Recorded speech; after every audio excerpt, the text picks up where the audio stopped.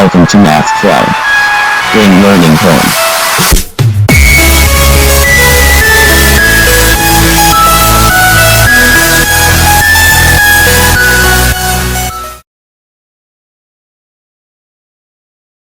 Hello students, hope you all are doing well. We are here in the second lecture of Laplace transforms. In the last lecture, we discussed the basic definition of the Laplace transforms and then Laplace transform of some standard functions were found like e raised to power at, t power n, sin t, cos t and some other functions. After that, we discussed the basic properties of Laplace transforms which were very useful to find the Laplace of many of the other functions. In today's lecture, we are going to discuss the conditions for the existence of Laplace transforms. It means what are the conditions a function should satisfy to have Laplace transform, or with the help of which one can ensure the existence of the Laplace transform. For this, I need to tell you two important terms. The first term is piecewise continuous function. So let us learn what a function or when a function is called piecewise continuous.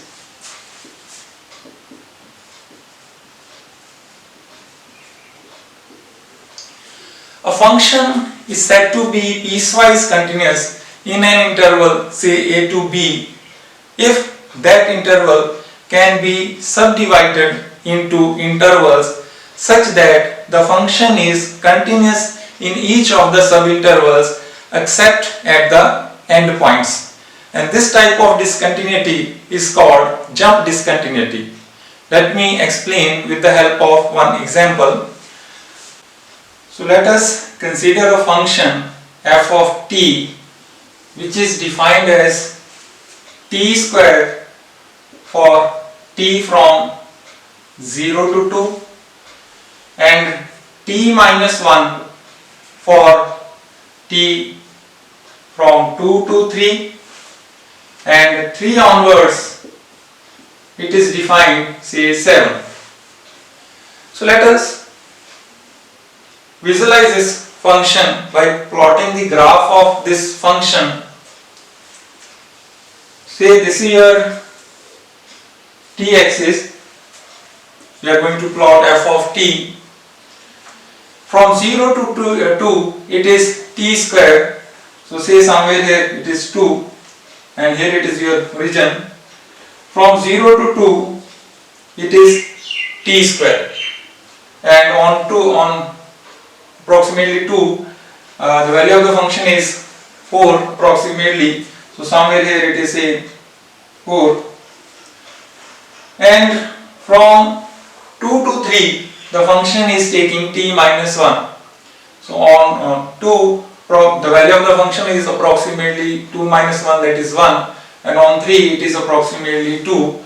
So from 2 to 3 if it is say 1 here, it will be something like this. So somewhere here it is 3, and for the value of t from 3 onwards it is 7.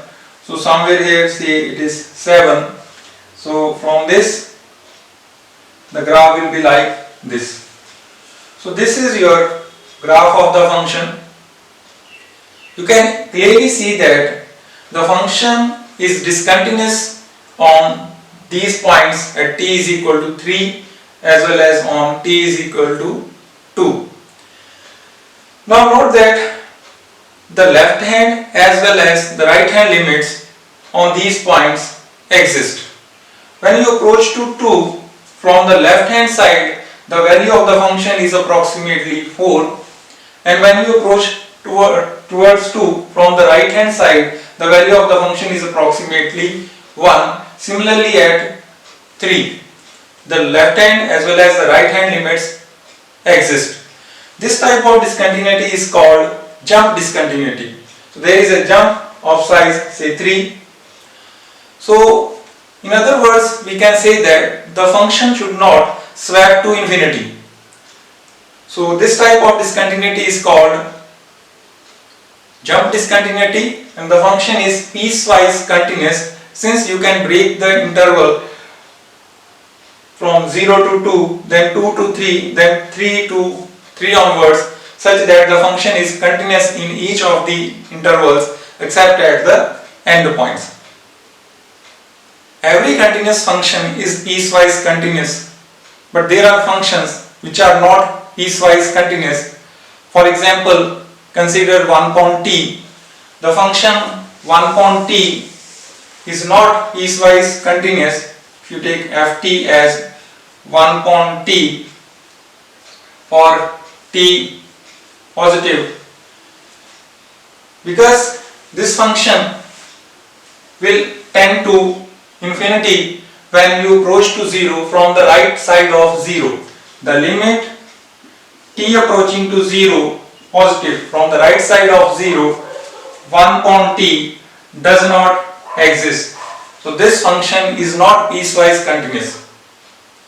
Now the second important term we are going to discuss is the function of exponential order. So let us discuss that. The second term we are going to discuss is the function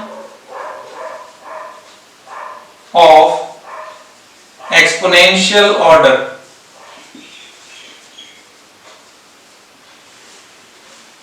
A function f of t, say a function f of t is said to be of exponential order alpha, say if there are constants alpha and m, positive constants, such that the mod of your function f of t is less than or equal to m e raised to power alpha t for all t greater than equal to 0. So if this condition is satisfied, then we say that the function is of exponential order alpha. It means that the graph of this function f of t does not grow faster than the graph of this exponential function m e raised to power alpha t. In other way, you can write this as e raised to power minus alpha t into f of t mod is less than equal to m. It means that since this modulus of this function is always less than equal to m, so therefore the limit t approaching to infinity e raised to power minus alpha t f of t should be a finite. So if this limit is finite, then we say that the function is of exponential order. Let us take one example on this. I consider the function, say t, or t greater than equal to say 0. Clearly f of t is, which is t, is of exponential order 1, because you know that t mod, t is a single term in the Maclaurin series of e raised to power t. So since it is one term of Maclaurin series of e raised to power t, it could be written as less than equal to e raised to power t for all t greater than equal to 0. So it means the t is of exponential order and alpha here is 1. So the t is of exponential order 1. You can easily visualize this by drawing the or by plotting the graph of these functions. Say this is your t axis, you are going to plot f of t, and this is your function t for positive values of t. It is something like this. You know it is a straight line bisecting this plane. and the second function we are going to plot is e raised to power t. So it starts from 1, so somewhere here it is 1, from 1 it is something like this. So from this graph, this is your f of t, which is t, and this is your graph of e raised to power t. From this graph, you can easily visualize that the growth of this function t is less than the growth of this function e raised to power t. So such a function is of exponential order alpha. There are many functions which are of exponential order, like you consider sin t is of exponential order, cos t is of exponential order, e raised to power 2t is of exponential order. But there are functions which are not of exponential order for any alpha. For instance, let us consider the function e to the power t square. It is not of exponential order. It means we cannot find alpha such that the mod of this function will be less than or equal to m e raised to the power alpha t. If so, then we could easily find alpha such that e raised to the power minus alpha t into e raised to the power t square, this limit should be finite. So I am taking an arbitrary alpha here. If it is of exponential order, then we should be able to find alpha satisfying the condition that this limit is finite.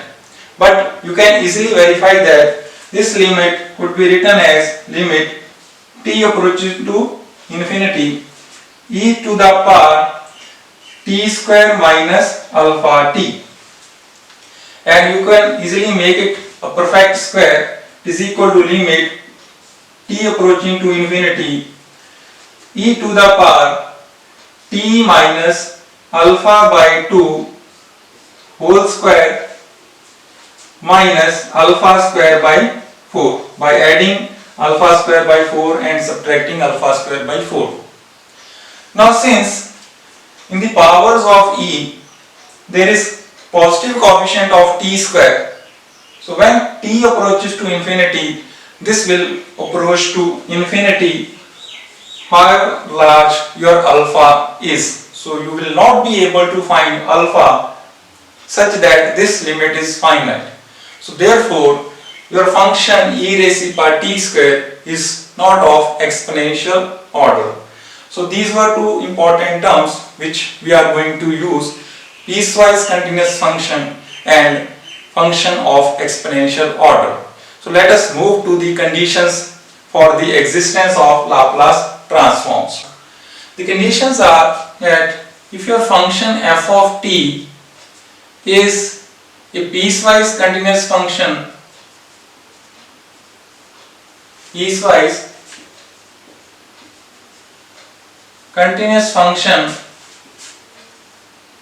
on the interval 0 to infinity and is of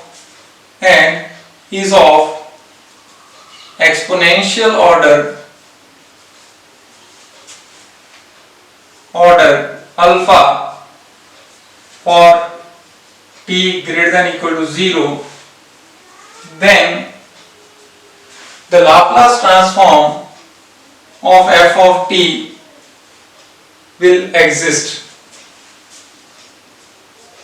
for s greater than alpha.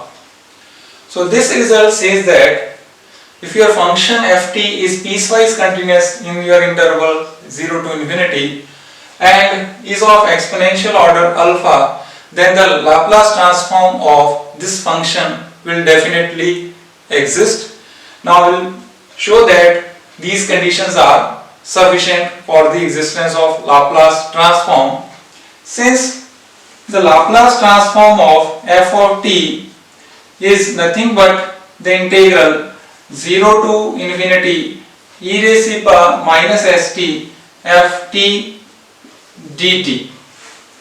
Now note that your function f of t is piecewise continuous in this infinite interval 0 to infinity.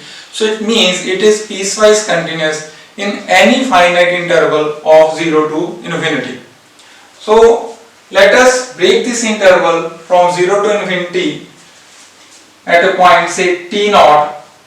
So I am writing 0 to t naught e raised to power minus st f of t dt plus t naught to infinity e raised to power minus st f t dt for some t naught which is positive. Now your ft is piecewise continuous. So ft is piecewise continuous in 0 to t naught. So since ft is piecewise continuous, e raised to power minus st ft is piecewise continuous in this interval 0 to t naught. So this integral can be written as sum of the integrals over which this function is continuous, and as a result from the integrals, this integral is going to converge. So this integral will have a finite value. Now for this part of this integral, we follows as t naught to infinity e raised to power minus st f of t dt mod. This will be less than equal to t naught to infinity e raised to power st into ft mod dt, and this integral will be less than equal to 0 to infinity e raised to power minus st ft dt, because here we are increasing the length of the interval and this quantity is always positive. So the integral from t naught to infinity will be always less than or equal to the integral over this interval 0 to infinity. And note that your function f of t is of exponential order alpha. So since ft is of exponential order alpha, so there exists m such that f of t mod is less than equal to m e raised to power alpha t. So we are going to use this inequality here.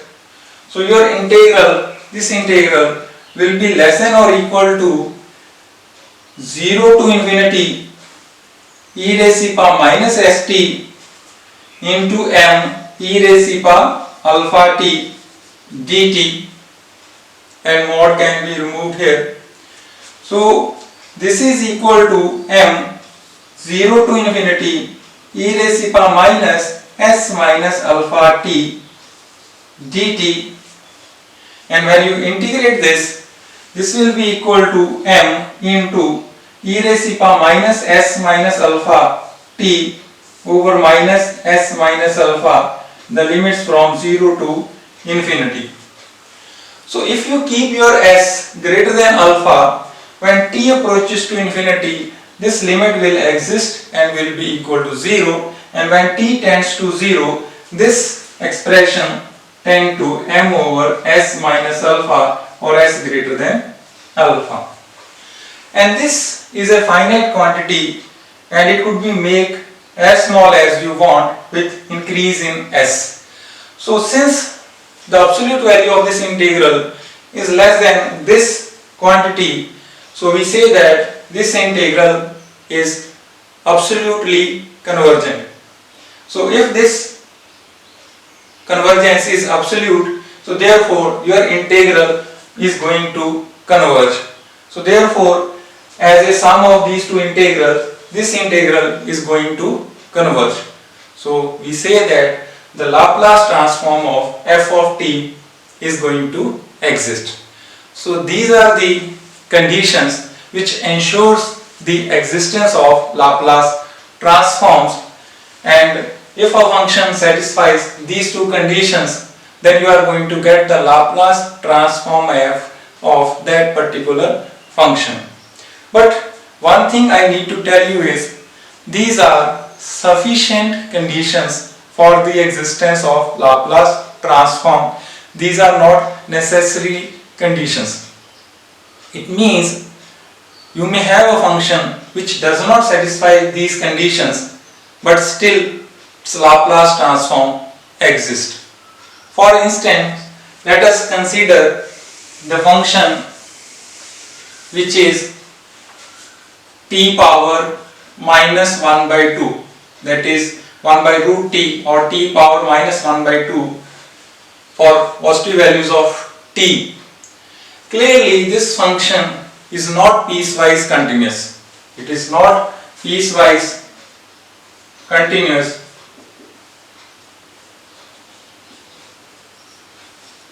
on the interval 0 to infinity, because here when you approach from the right side of 0, the limit t approaching to 0 positive, t power minus 1 by 2 will tend to infinity.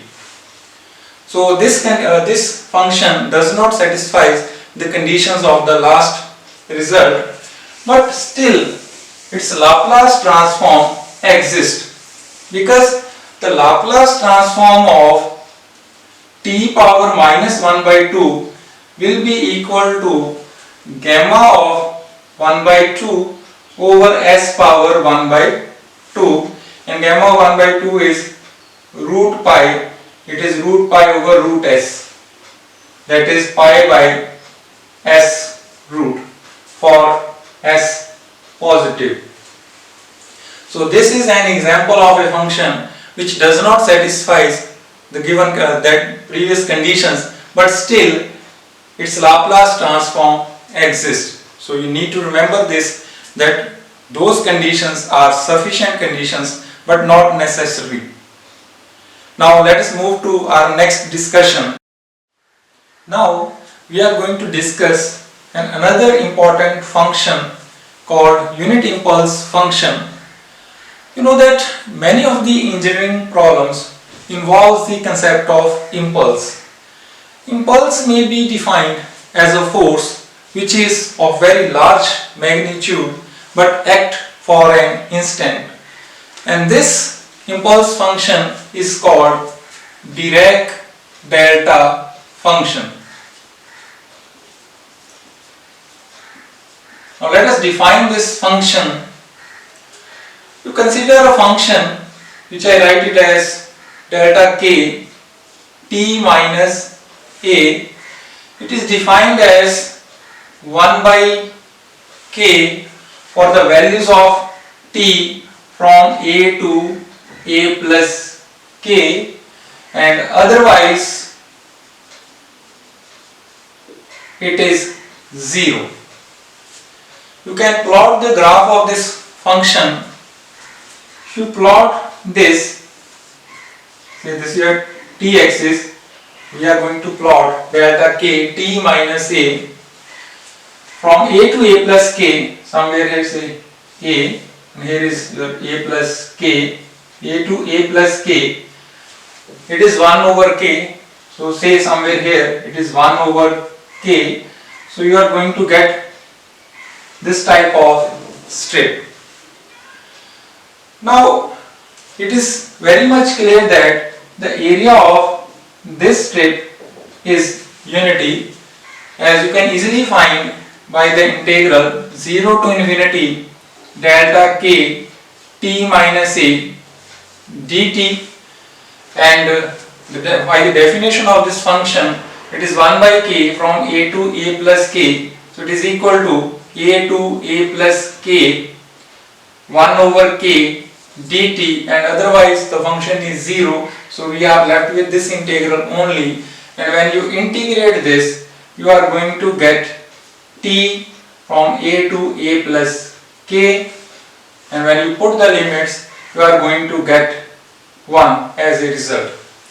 So the area under this strip is 1, and moreover when you take k towards 0, the height of this strip increases indefinitely and width decreases such that the area remains 1.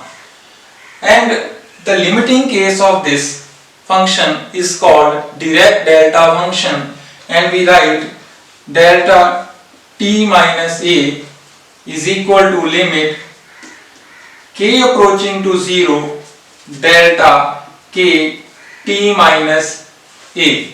So when k approaches to 0, this function is called Dirac delta function, and by definition you can see that it is infinite for t is equal to a, and it is 0 otherwise, that is for t not equal to a it is 0. And also note that 0 to infinity delta t minus a is 1. Now this is not a function as in usual sense as we discuss in calculus, but it is called a generalized function.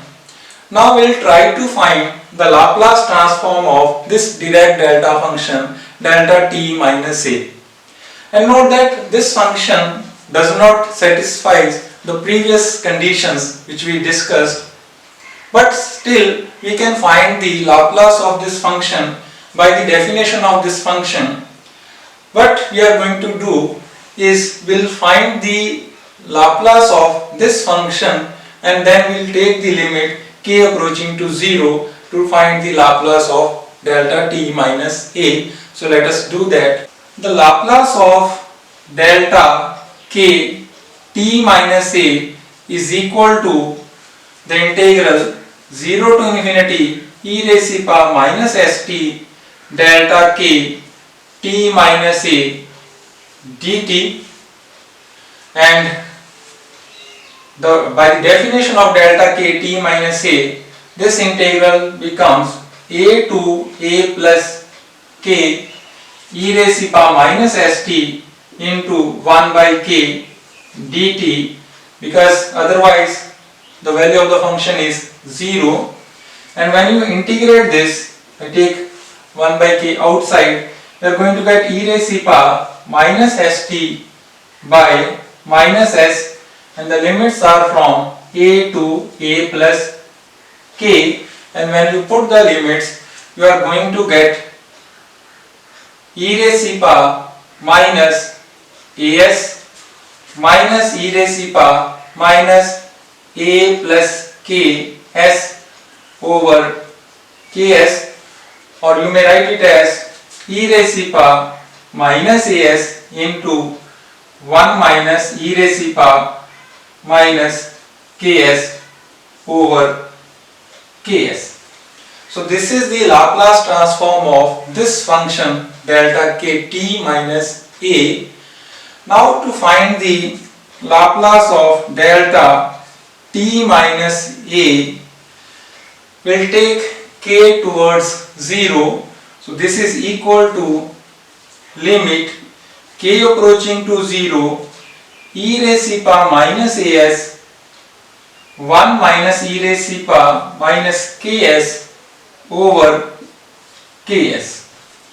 And you note that when k approaches to 0, this becomes 0 by 0 form, and you can easily evaluate this limit by using L'Hospital rule, as limit k approaching to 0 1 minus e raised to power minus ks over ks. By differentiation you get the limit k approaching to 0, it is s into e raised to power minus ks over s, as by using your L'Hospital rule. So s here get cancelled out, and when k approaches to 0, so this is equal to 1. So if this is equal to 1, your entire limit will be equal to e raised to power minus as for s greater than 0. So this is your Laplace transform of Dirac delta function delta t minus a. So now we are going to discuss some more properties of Laplace transform. These properties will help you in finding the Laplace of other functions. Now let us start again some properties of Laplace transforms. Now let us discuss the differentiation of Laplace transform, that is multiplication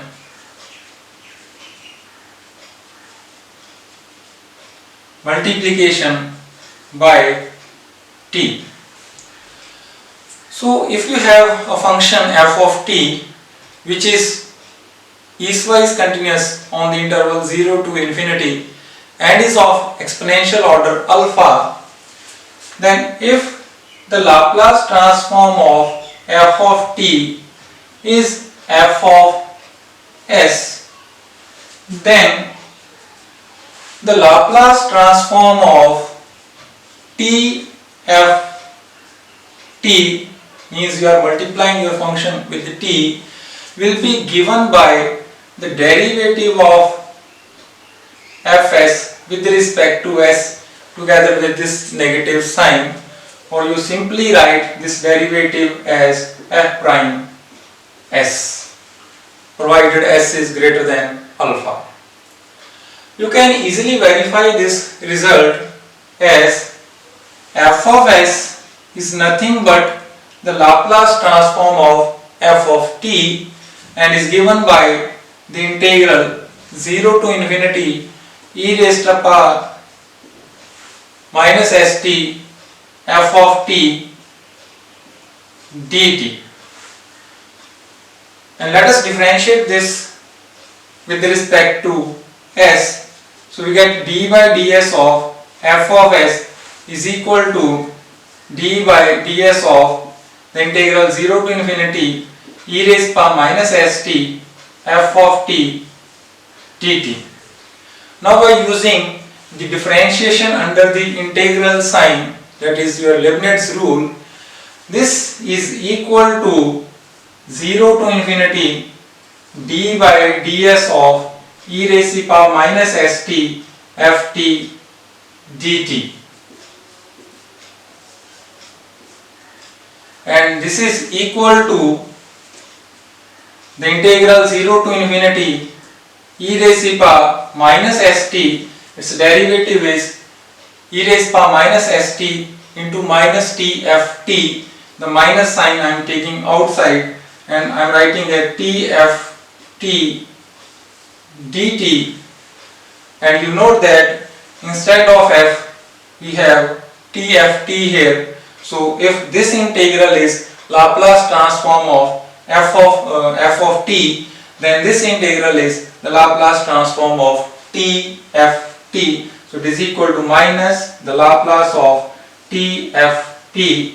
So our result follows from here that the Laplace transform of t ft will be given by minus derivative of fs,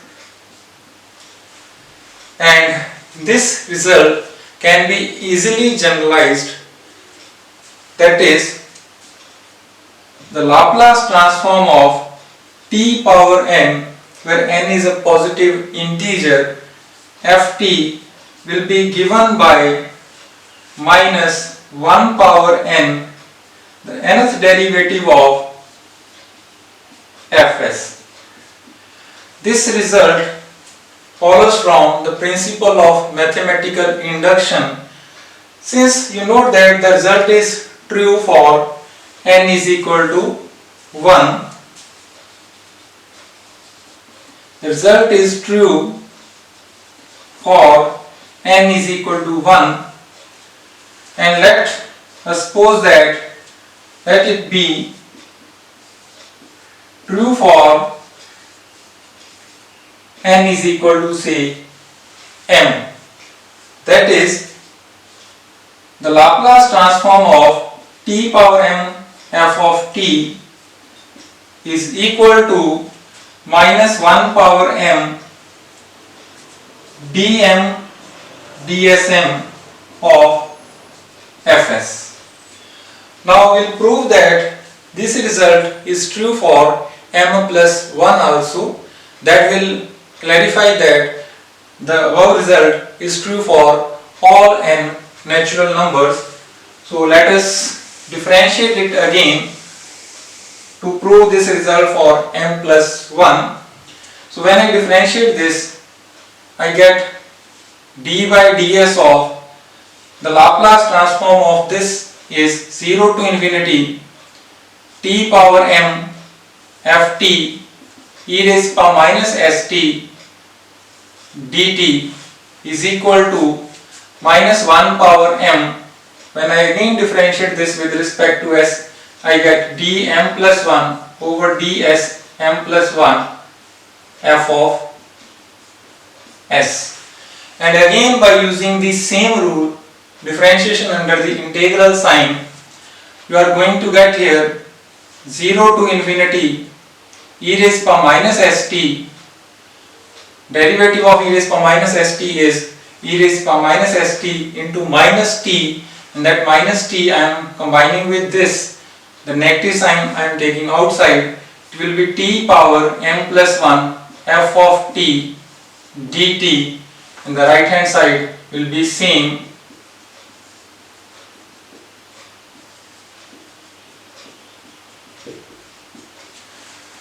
So if you take this negative sign here, and clearly this is nothing but the Laplace transform of t power n plus 1 f of t. So the Laplace transform of t power n plus 1 f of t will be equal to, I combine the negative sign here, minus 1 power m plus 1 d m plus 1 over ds m plus 1 f of s. This shows that this result is true for m plus 1. So we have verified the result for n is equal to 1, and by supposing that the result is true for n is equal to m, we come to this conclusion that the result is true for m plus 1 also.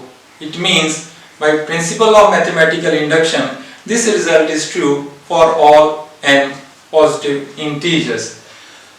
Now let us take one example to explain this property.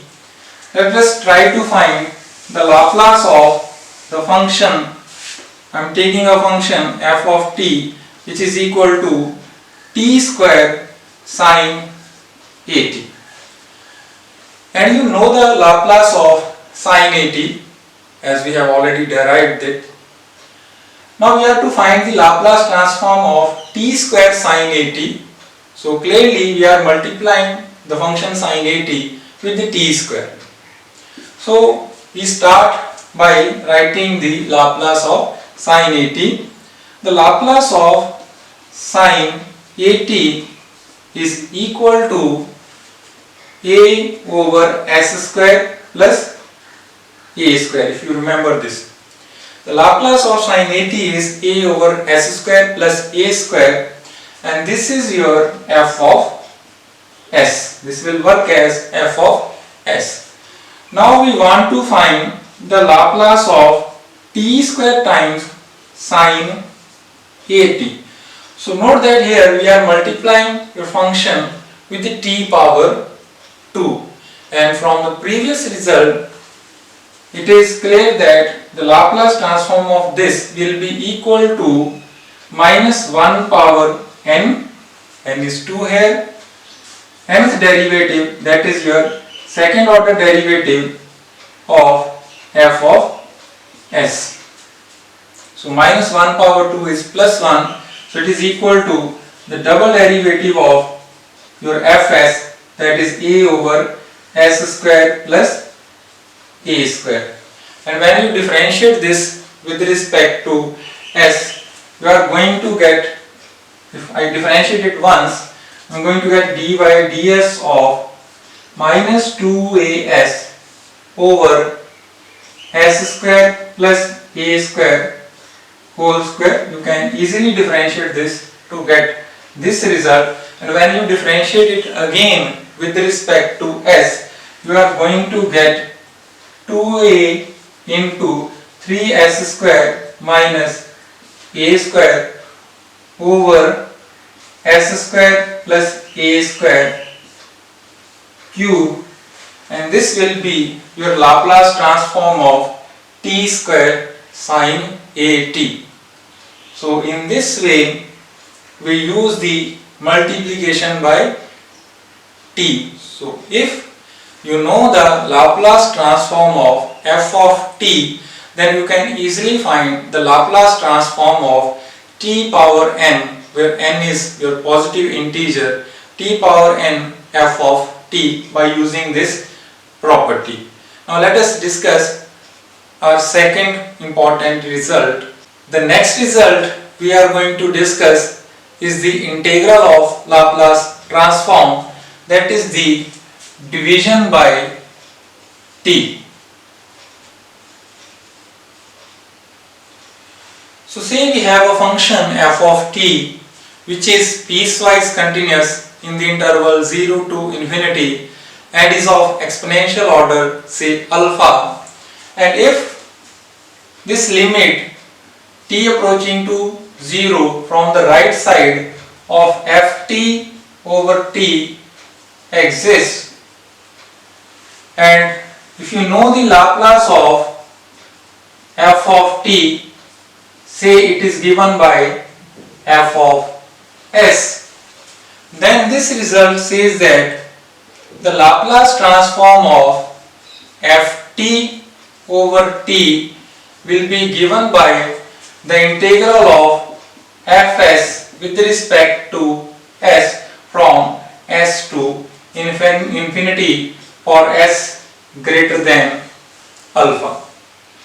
And you can easily verify this result as f of s is nothing but the Laplace transform of f of t, which is given by the integral 0 to infinity e raised to power minus st ft dt.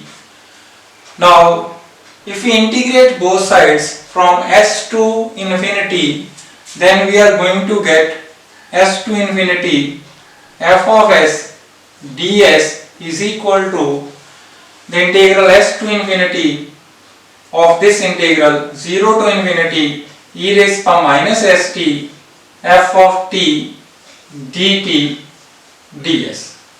So you are going to get here double integral. You note that under the assumption that ft is piecewise continuous and is of exponential order, and further if this limit t approaching to 0 from the right side of ft over t exists, then we can reverse the order of integration as we write as 0 to infinity f of t, the integral of e raised to power minus st with respect to s from s to infinity dt. So here we have reversed the order of integration. Now this will be equal to 0 to infinity f of t, and the integral of this will be e raised to power minus st by minus t from s to infinity dt. So since s is positive when t approaches to, since t is positive when s approaches to infinity, this will tend to 0, and when you put the lower limit s, you are going to get as 0 to infinity e raised to power minus st ft over t dt. And if you see this integral, then this is nothing but the Laplace transform of ft over t.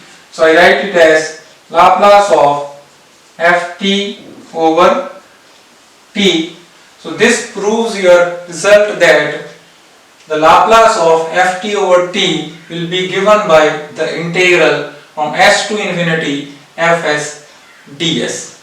This result we are going to use when we know the Laplace of ft and we are going to divide by t, or you can easily generalize this result for division by t square, t cube and so on.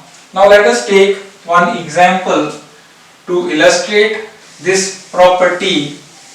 Say I want to find the Laplace transform of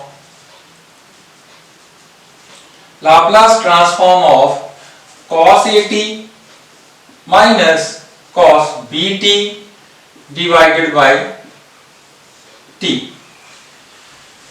Now to find this Laplace transform, I will treat cos AT minus cos BT as my f of t.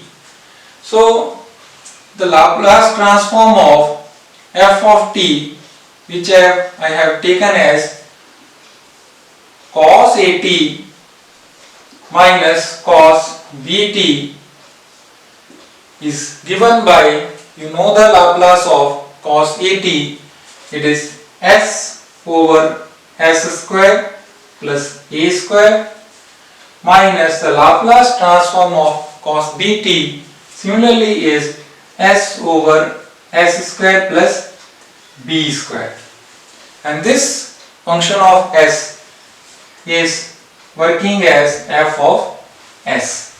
So here I know the Laplace of this f of t, which is given by f of s, and since you are dividing here by t, I will use this property to find the Laplace transform, as the Laplace transform of f of t over t is given by the integral s to infinity fs ds.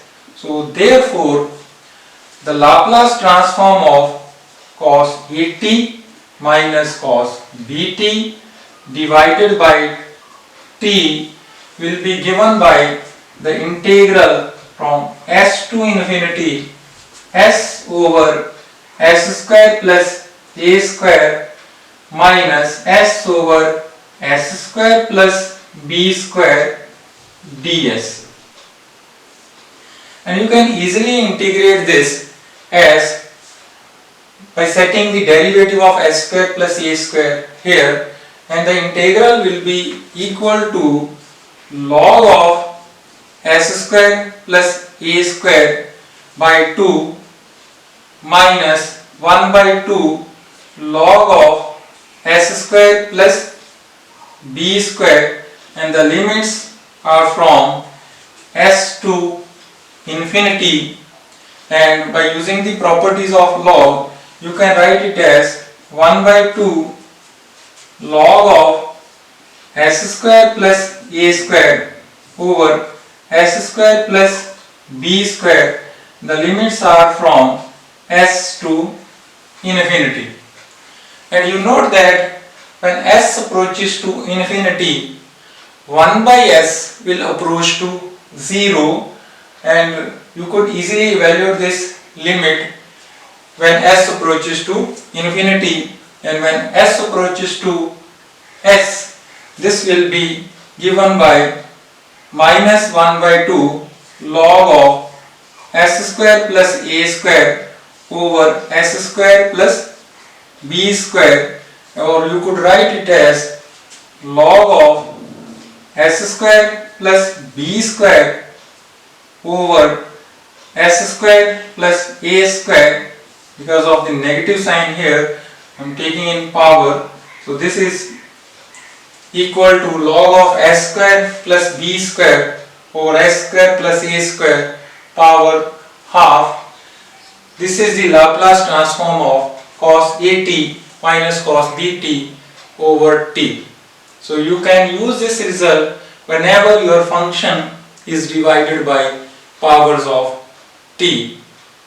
So this is all for this lecture.